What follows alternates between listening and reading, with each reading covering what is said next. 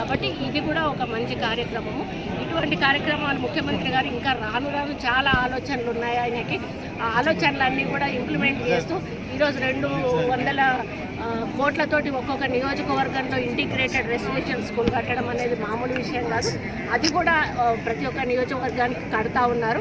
ఇట్లాంటి చాలా కార్యక్రమాలు చేస్తున్నప్పుడు ముఖ్యమంత్రి గారిని ప్రశంసించేది పోయి ఈరోజు ప్రతిపక్షాలు అసెంబ్లీలో ఏమన్నంటే వాకౌట్ చేయడము, లేకపోతే విమర్శించడము, మేము మాట్లాడుతూ అంటే అల్లరి చేయడం అంటే మేము చేసే కార్యక్రమాలు ప్రజల్లోకి పోకుండా అడ్డుకునే ప్రయత్నం చేసినా కూడా ఈరోజు మీరు చూసారా, మహిళలే వాళ్ళే మైక్ పట్టుకొని మేము ఇన్ని రోజుల ఇంటికాల మాకు నెరవేరింది, మాకు ఇల్లు వస్తుందని మేము అనుకోలేదు.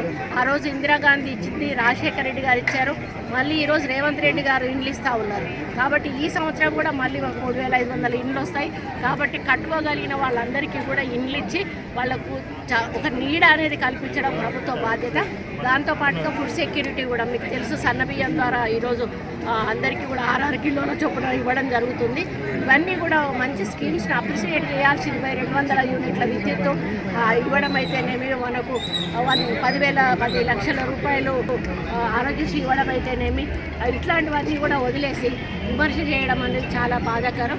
ఈ ప్రభుత్వం ఏది చేసినా కూడా నిరుపేదల కోసమే చేస్తూ ఉంది. అదేవిధంగా ముందుకు పోతాము. రేవంత్ రెడ్డి నాయకత్వంలో వచ్చే ఎలక్షన్ల వరకు మేము ఇచ్చిన హామీలు దాదాపుగా అన్నీ కూడా పూర్తి చేసే ప్రయత్నం చేస్తాము. 100% ప్రజల నమ్మకాన్ని చూరగొడతాము.